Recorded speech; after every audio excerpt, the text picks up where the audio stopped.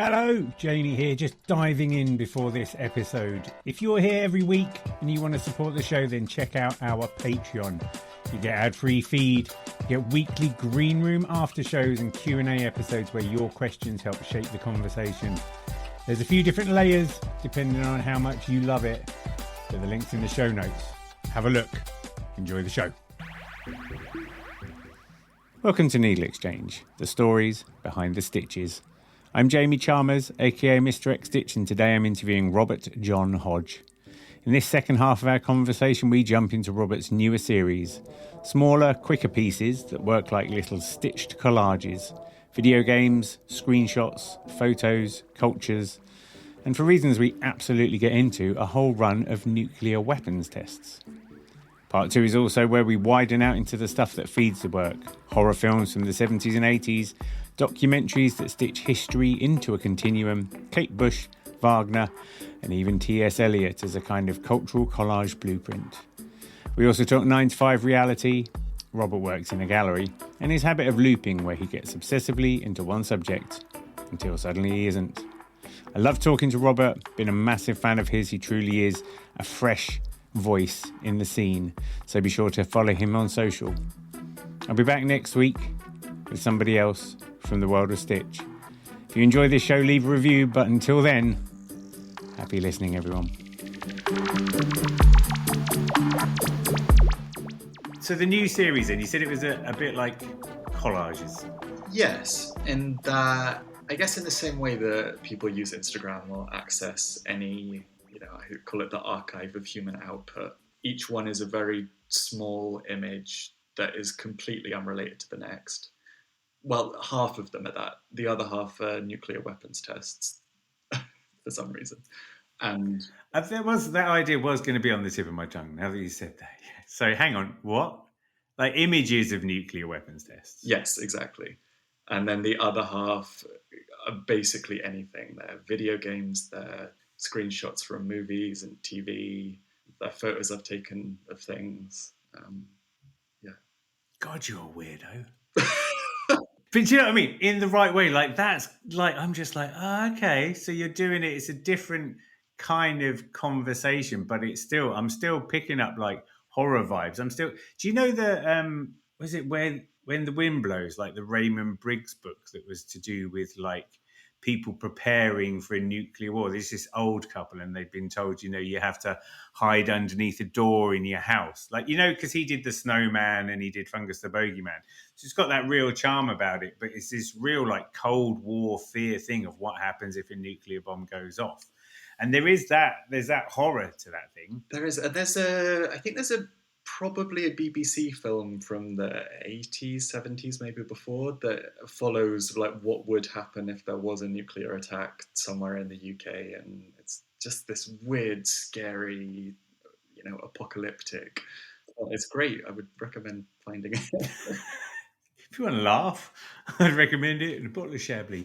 And is that something that is tied in with that work? Are you going for a nostalgia there, sort of? There is definitely a nostalgia, and all the images that aren't nuclear weapons all are things that mean something to me personally, I think. So in that way, it's sort of a self-portrait, but it's also just these little snippets of sort of low culture, I suppose you could call them. Mm-hmm. But I'm trying to elevate them, I think. By blowing them up. Yeah. But not blowing them up. Well, I was going to say interestingly. I guess interestingly to me, the idea for the bombs came from wanting to, or trying to find a way to have a narrative within a painting or a visual artwork, which I think is something I've struggled with for as long as I've made art and painting and drawing and now cross-stitch, how to tell a story within art, within one piece, which I don't think that the Wingdings series does. I don't think that it's narrative. I think that you can get meaning from it, but I don't think that it's a narrative story. So then I'm very much into the Ring Cycle by Wagner. And at the ending of the Ring Cycle, there's this part where one of the main characters sets herself on fire. And I kept on coming back to that as an image and thinking, how can I create this immolation image, in a cross stitch? And I kept on coming back to the bombs. So that's the sort of jumping off point for me, is as sort of a narrative within a picture. I think I'm the only one that's going to be able to read from it, but it's in there somewhere. I mean, it would be quite good to just have a little questionnaire. Next, what do you think the story is? Over to you, dear reader. That's interesting, though, that I guess you're deliberately steering a story as opposed to offering a story up for interpretation. Yeah, although I think that once you've got, I mean, I've made 20 odd of these little ones at the moment, 10 of which are bombs, 10 of which are not. And I think once you've got them all next to each other, it invites someone to look at it and come up with their own story or their own connections between all these images. To me, it's saying something, maybe to someone else. Well, definitely to someone else. It's not saying what it's saying to me because, the images aren't saying what they're saying. Will it ever be saying, I think this man needs some help? Yeah, maybe. Yeah.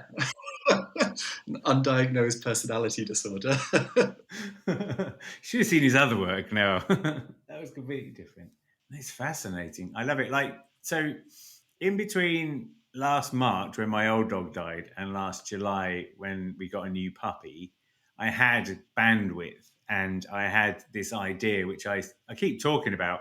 So inevitably someone, shout out to Tom Katsumi, why don't we, is going to do a better job of it than I. But I was always fascinated with Game Boy cameras and the pixelated qualities that they have. And then the idea of photography that doesn't quite go right. Like I've got this photo of my daughter walking the puppy, and because of the outfit she's wearing, and because of the outfit that at the time I took the photograph, the dog's looks like he's walking in the opposite direction to her.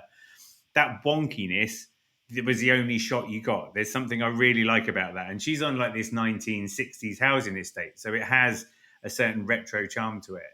And there's something about the wonky, mundane pictures being thrown through a Game Boy camera to create this pixelated image. And that really appeals to me. There's something there. I've said it on numerous times, like the beauty in the mundane, that kind of unattractive beauty that's just there or whatever, and it's like, it feels like that's my idea. Nobody take it, please. But at the same time, like, it's fascinating to see your ideas and see the processes which they emerge, because again, it's not direct. There's a real around the houses way of formulating this thing. It's fascinating. I suppose that I'm trying to just use all of these different disparate images and ideas and try and merge them into one thing that, have you seen The Substance? This just came to me by Demi Moore. Okay, I've heard of it, sure. She's become this weird amalgamation of, she's this monstrous beast. So I guess to some extent there's a bit of that in there. Right. Frankenstein's monster. And do you think then, is the medium of cross-stitch the thing that also fits into that then? Do you think that still remains part of this? Or would you just be as happy, like you say, watercolouring it or doing it in, I don't know, diamond painting or whatever? Is the cross-stitch integral? I think the cross-stitch is integral, and I think that comes from making it from something digital and ephemeral into something that's tactile and warm and traditional. Yeah, and slow. Yeah, slow glitches. It's making me think of Tracy Emin doing neon signs with crossing outs. Yeah. That's sort of that mistake that's taken a long time to put together. Exactly. So I think, what do you have a job? Do you have a real job? I don't know. There's not a good way of phrasing that. What's your real job? I do have a job. I've got a 9 to 5 that pays the bills. Okay, and how much does your 9 to 5 world know about your artist world? I mean, pretty much everything. Yeah, I'm not. I would say I'm very good at compartmentalizing different aspects of my life, but they know that I make work and. Yeah, I'm interested to know just what the reactions of the people around you are to your stuff, because it's one thing, I don't know, I'm cross-stitch familiar, but because you've got all these layers that people have to process, guy uses cross-stitch, guy uses cross-stitch to make art.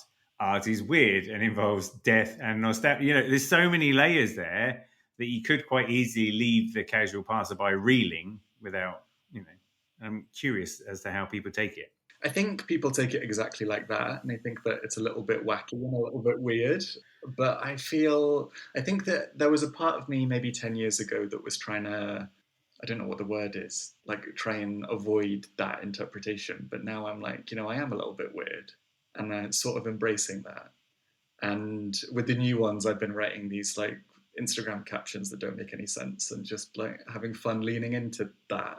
Yeah, like you're some other life form trying to communicate, and these happen to be the medium that you're using or something. Why not? Yeah.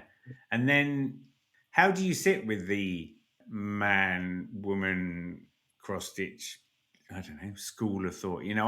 So from my experience, when I realized I was a guy doing something that is quite ladylike, I know that I definitely did some pieces that almost were trying to get that out of my system, where I chose content that was deliberately provocative in the opposite direction as a way of like, don't know, processing it or something like that. I'm curious whether you've had to go through any of that sort of thing, or whether because you've come at it from the like, because I didn't do any art at school or any of that. I'm still making it up as I go along now.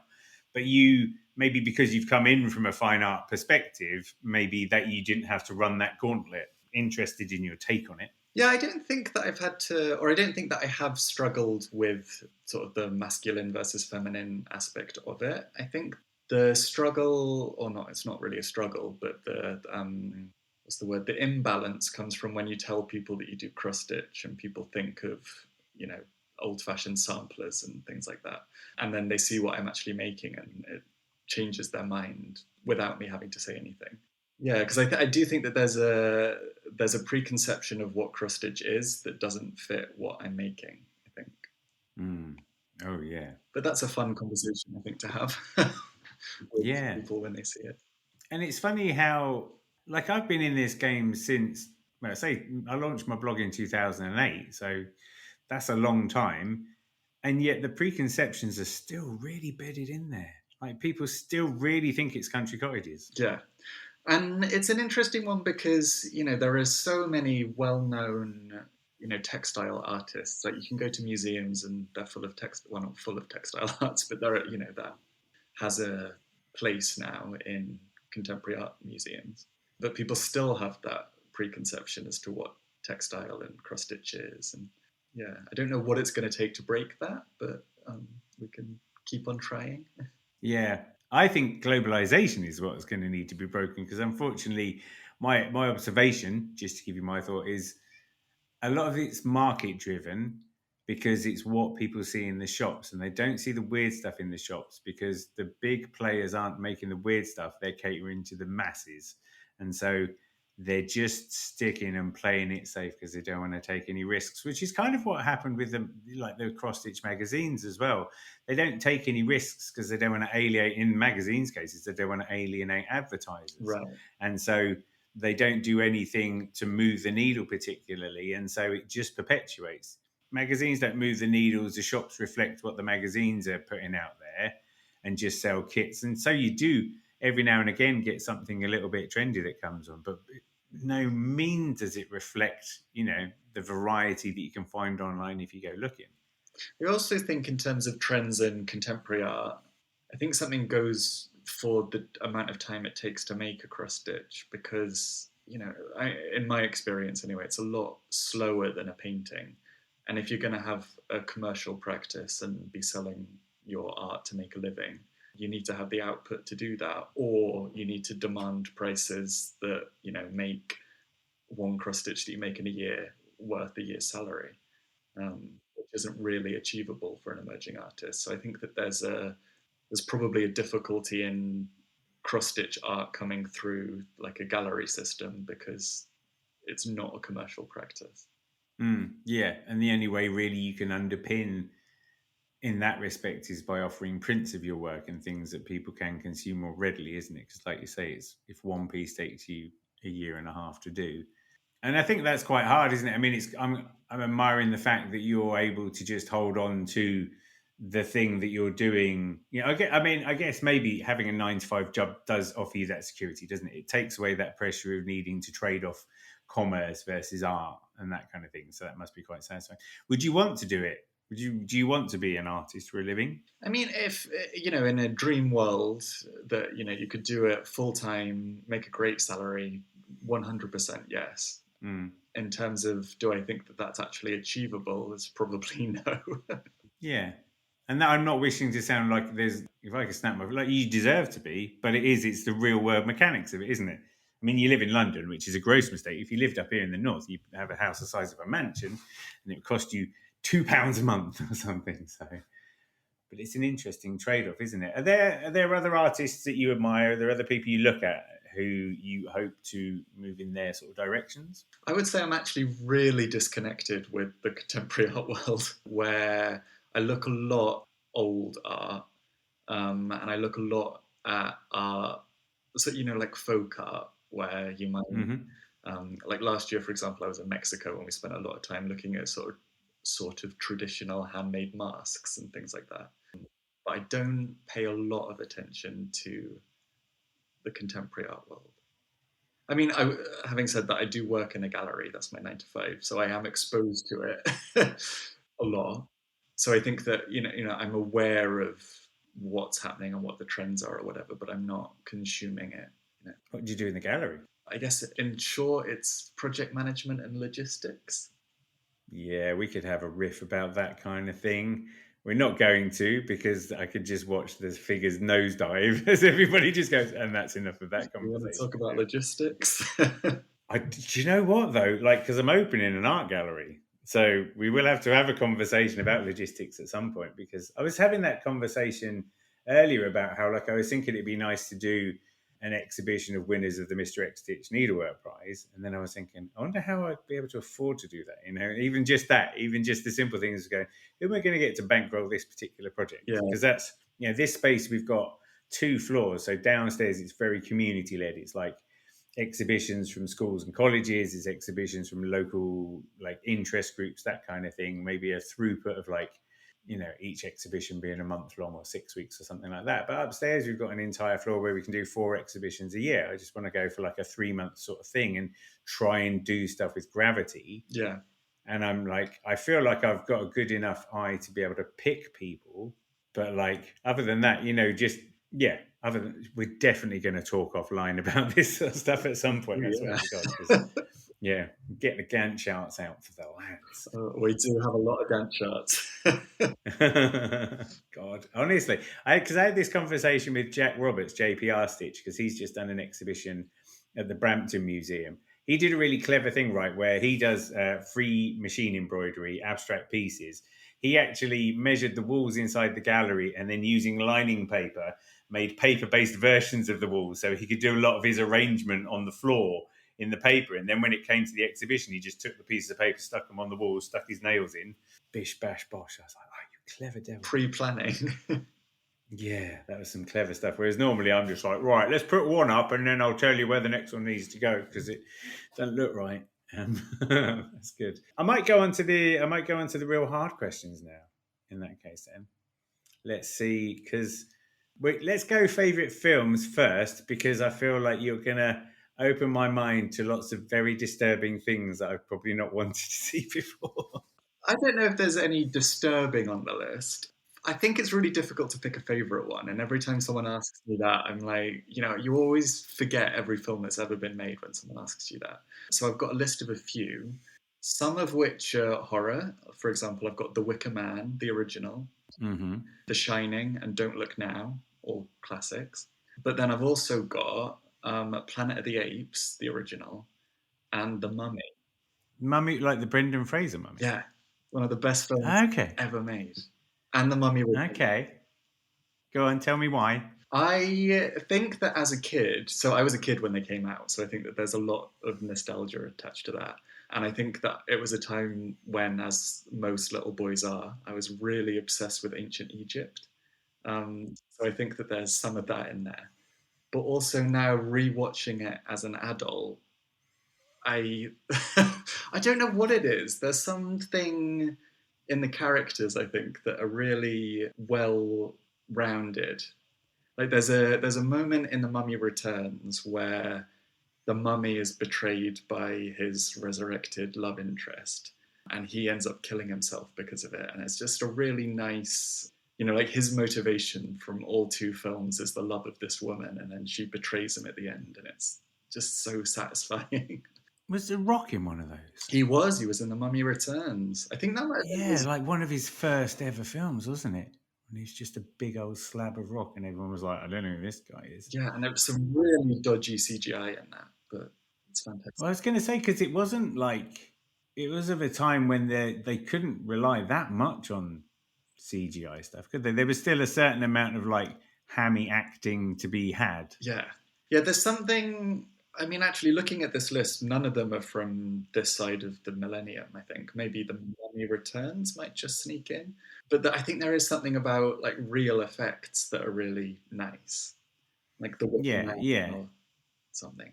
Yeah, or even like your Raiders of the Lost Ark and all those kind of things, isn't it? Love Indiana Jones. Just I don't know why they didn't make this list. That's I mean, it's a tough list to get on by the looks of it. Have you seen, like, because Brendan Fraser then disappeared for a long time, didn't he? And then was it The Whale? Is that film he's had fairly recently? Have you seen that? Yeah, I have seen it. It's so like emotionally sad. Yeah, fantastic. I think he's a really good actor.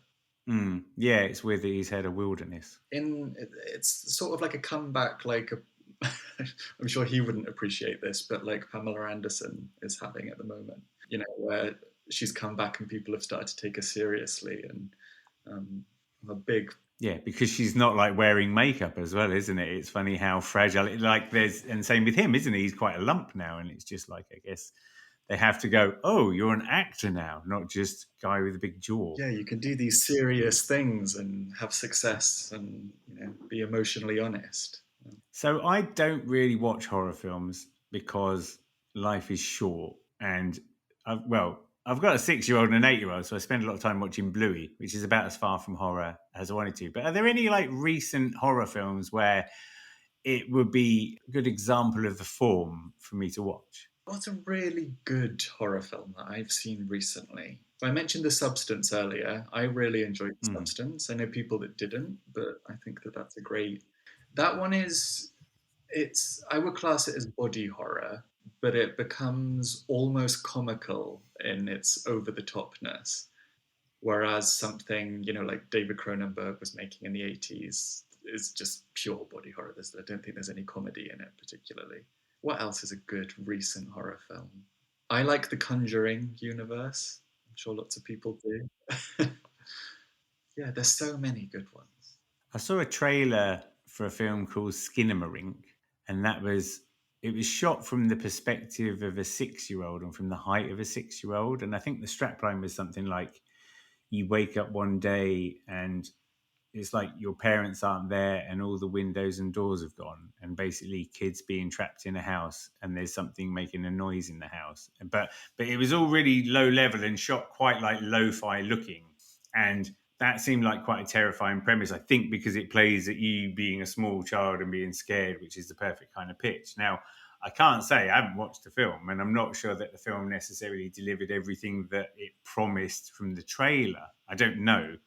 But I mean, just the trailer for that, look that up on YouTube and see how you feel about that, because you'd be able to judge whether it's worth a look or not. But I remember seeing that and going, yeah, I think that would actually quite scare me. And for that point, I want to watch horror movies that don't actually scare me. Do you know what I mean? It's like, I don't mind being unnerved or anything, but... It's all a spectrum, though, because I can watch... The Exorcist, and it doesn't scare me at all. But other people, my mum would disagree. Yeah. Whereas something like The Shining, where there's just the unnervingness of it or whatever, it doesn't. I guess it's a bit like Jaws, isn't it? It's the things you don't see that are the scary bits. Yeah. The implications. I watched a documentary relatively recently that I can't even remember what it was about, but they were talking about the Texas Chainsaw Massacre, I think it was, and how everyone thinks of it as this really gory, disgusting film.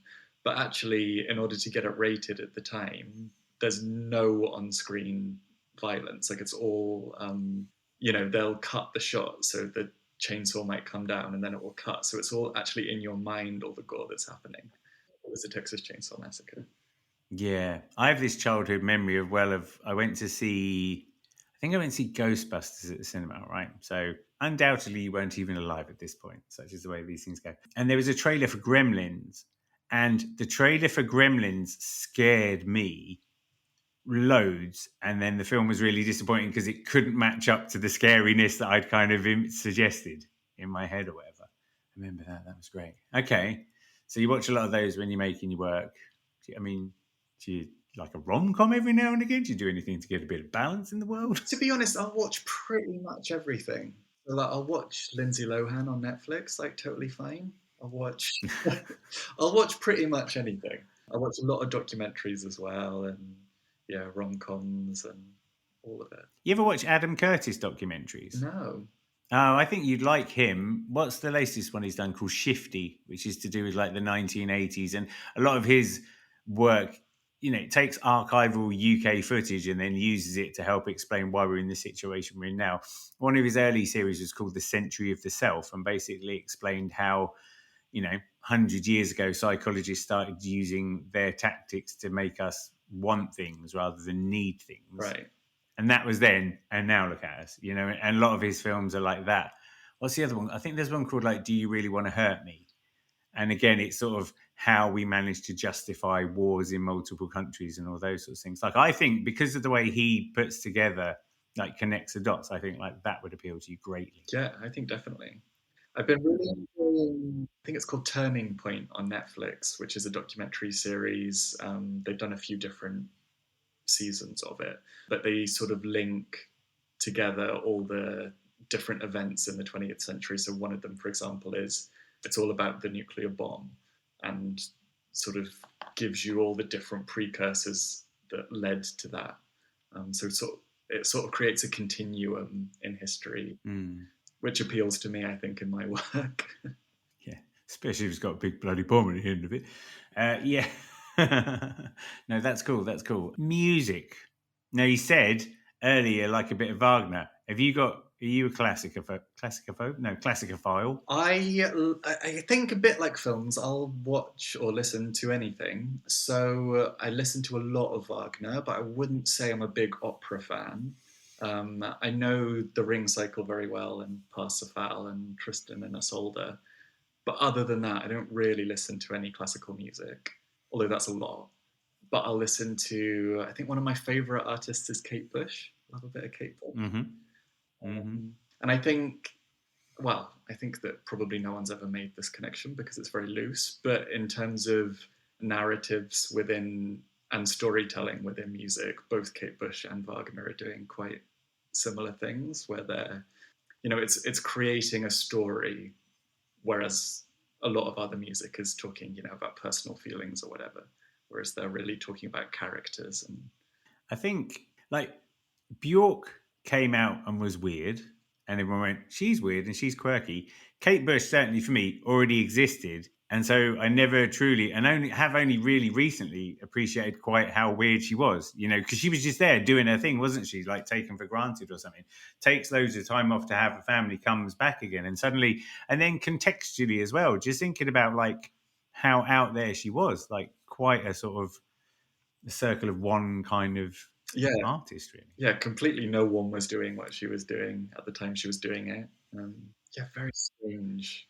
And strange sounds. I think one of my favourite albums is The Dreaming by her, and there's just such strange, like, screaming and donkey noises, and it's very bizarre. Yeah. I watched a documentary about her a long time ago, and one of the guys on it was saying that the only reason she's classified as pop and not prog rock is because she's a woman, which I don't know if that's true or not, but that always stuck with me. Yeah, that's true, actually, isn't it? Yeah, and her songs just were playing at that era where they were just weird pop. Yeah. Whereas actually, if she'd have had a beard, it would have been like well out there, and you'd be getting stoned off your face listening.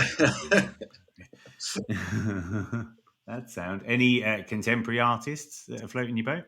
I have not really. I mean, like you get exposed to lots of different people. I think just living in society, and there's lots that I hear and I like, but I wouldn't say there's lots that I'm really into. You ever listen to The Freak Zone on Six Music? No. Yeah, that's Stuart McConey. I think it's like Sunday evenings. I think it's still on. But that was all prog rock, that genre of music, stuff that doesn't have a beat, or maybe it has a beat at the start and it's a very different beat by the end, and all that stuff that's kind of wonky thinking or whatever. I do when I when I was doing, so I did a cross stitch of Whitby Abbey at Sunset, which was for a needlework competition when I was on the telly, and I was heading towards a deadline, and there was one weekend where basically I had to try and get the thing finished, and Six Music was around at the time, because this was like 2011, 2012, something like that. And it just so happened that the snooker player Steve Davis had done a 2-hour show, and he is also a recognized advocate of that kind of music, prog rock music, whatever that kind of left field genre was, because he used to be a massive fan of it in the 80s when he was like one of the world's best snooker players, amassed a huge record collection of all of that kind of music. And he had this 2-hour show where he's playing all these Soft Machine and all these bands I'd never really heard before. I listened to that show for like the whole weekend, because I was like, it was just so weird. It was really helping me like try and stitch through this thing as a fury, because it was just sitting there having to be in some kind of zone or whatever. I think it's funny for me, like listening to Wagner and coming at it obviously very late because I wasn't around when he was. Like it has a lot of that weird prog rock thing in it where like you don't really know what's happening to the beat and you don't know what's going to happen next. But obviously it's very classical, so it's a strange thing. But then the more you listen to it, he uses leitmotifs. So, one character or one object will have the same music associated with it. And the more you listen to it, the more you can sort of, I don't speak any German, so I don't know what they're saying as they're singing it. But you can sort of work out the story just from becoming familiar with these leitmotifs. So, you might know that the ring is on the stage or the Valkyrie's on the stage, or one of the characters is angry or whatever, just because it keeps on circling around, and it's fantastic. Yeah. Love it. Books. Tell me about your favorite books. I actually, surprisingly, having a lot of books behind me, don't do a lot of reading. These are the books I want people to think These I are read. not my books. When I was a kid, I used to read incessantly, but as an adult, I just haven't found the time to do it. I think because I'm cross-stitching all the time. But I think that probably one of the things that's been most influential on me is probably T.S. Eliot's The Wasteland, which isn't a book but a poem. But yeah, I love it. And why has it been influential on you? So, for people that haven't read The Wasteland, it's difficult to explain what it is. It's an epic poem across, I think, 5 chapters, and then Eliot brings into it. It's sort of a collage of all these weird images or imagery from all over human history, which is speaking to my work. So, there might be religious imagery, and there's imagery from Wagner, and there's imagery from his personal life, and it's all this weird quotes that all come together to form a sort of a portrait of contemporary at that time society that's very oblique and opaque, and it's difficult to understand what he wants it to mean. Yeah. Now, I was going to say there's also a lot in it that's inspired by Grail legends, and I'm a big fan of Grail myth, as in the Holy Grail. Okay. Yeah, no, because what's making me smile is it's like when you consider your work and you're like, what's Robert all about? What's the meaning? And then you listen to your cultural touch points and you go, oh, there it is. There it is. Every single thing he's talked about completely adds up to the work that he's producing. Visual rendition of The Wasteland. That's very good. That's very good. Is there a fact that not a lot of people know about Robert John Hodge? I would say I am extremely obsessive, which probably comes out in the cross-stitching, because you sort of have to be, I think, to finish one. But I go through what my partner refers to as looping, where I'll get really into one specific topic, and I will. So, for example, with the ring cycle, I got into it maybe 2.5 years ago, and I've listened to nothing but the ring cycle and Parsifal since. So you get really into one specific thing for a set amount of time and then completely give it up. So I've done that with the ring cycle, and I've done it with Kate Bush. and I've done it with. I got really into the Black Death at one point. Of course, yeah. Does that make your partner a bit nervous? Just in case that's good.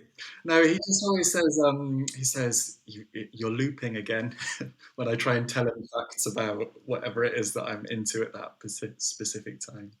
And is there a certain point when you go, oh, I'm done with that? Like, can you predict when that's going to happen? Or no, but it does it just happens where suddenly I'm like, yeah, I'm not interested in that anymore. I'm moving on. Well, thank God cross-stitch hasn't been part of that loop. Does that supersede the loops, do you think? No. I think, yeah, I mean, maybe there's a danger at one point, but it's been a long one now. I don't think there's ever one that's been that long. So. Yeah, I mean, it's a bit like saying, is music going to be a thing, isn't it? As long as you can keep rotating the subject matter, I guess, then that'll keep the interest going. Exactly. Without wishing to sound condescending, I'm so proud of your work because it's so fresh. It's just nice to see. As I say, do you just think cross-stitch has done everything it can do, and then you come along dropping these things on us, and it's so refreshing. It's so satisfying to see. Thank you very much. That's very kind.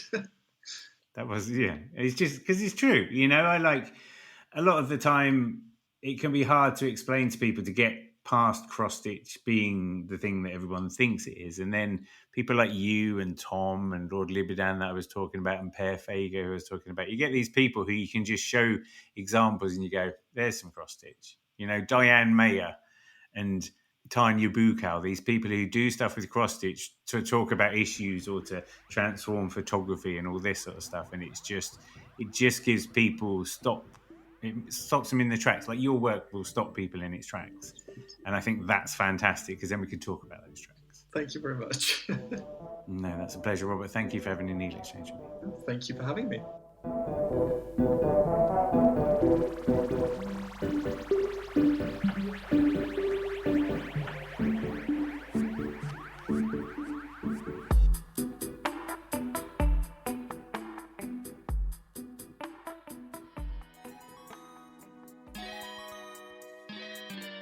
Hello, Jamie here. If you've made it this far, you are exactly the kind of listener that needs to know about our Patreon scheme. If you want to help keep NeedleXChange going and get more from it, you can join as a member. With our Backstage Pass level, you get the ad-free private RSS feed, and you get that warm, fuzzy feeling of knowing that you're helping NeedleXChange remain free so that other people can enjoy it. In our Green Room layer, you get all of that, plus a weekly 10 to 12 minute after show. Oh yeah, bonus content. And you can submit questions to our forthcoming Q&A episodes. And if you want to go all the way, our executive producer layer adds a quarterly patron-only group show. Imagine 4 different machine embroidery artists talking with each other about the medium they love. Oh yes, we can make that happen. You also get your name on the producer wall. Just head to patreon.com/xstitch or tap the link in the show notes. Your support will keep NeedleXChange going and make it so that we can really celebrate this medium that we love. Thank you for helping. I'll see you soon.